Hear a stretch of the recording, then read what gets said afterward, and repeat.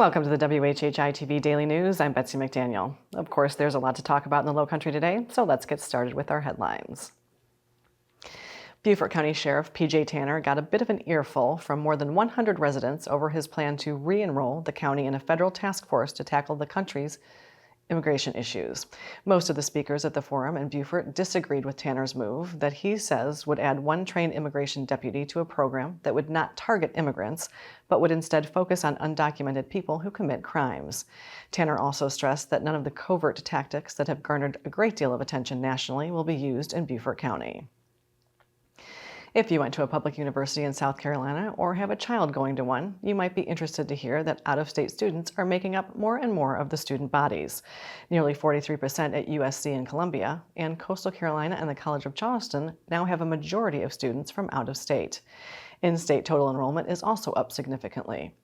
The increase in out-of-state tuition money has allowed universities to hold the line on in-state tuitions for nearly a decade now.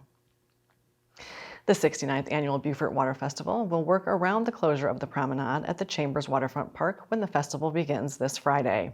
Among the changes are moving Saturday's raft race from the waterfront to Sands Beach in Port Royal. The Saturday Children's Toad Fishing Tournament has been moved from the park closest to the Woods Memorial Bridge to the boat launch at the other end of the park. And there'll be a new entrance for the Lowcountry Supper next Thursday, lining up near the clock on Bay Street.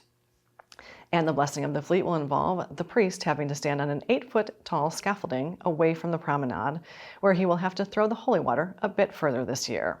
The festival runs through the 20th.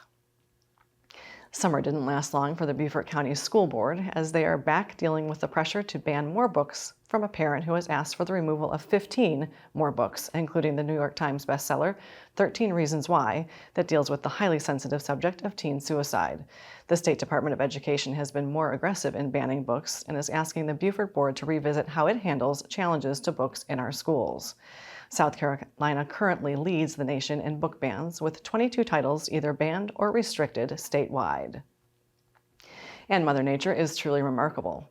The first sea turtle nest was laid on Hilton Head's beaches May 7th, with an expected incubation period of about 2 months before the first hatchlings would appear. And right at 2 months, the first hatchlings have been sighted. The Sea Turtle Patrol reports about 190 nests have been laid on the island this season, with more nests and hatchlings to come. One nest was recently dedicated to Today's Show host Craig Melvin and his family, who are frequent visitors to the island. The media sources on your screen will have more on these and other stories. We would love for you to like us on Facebook and follow us on Instagram at WHHI-TV.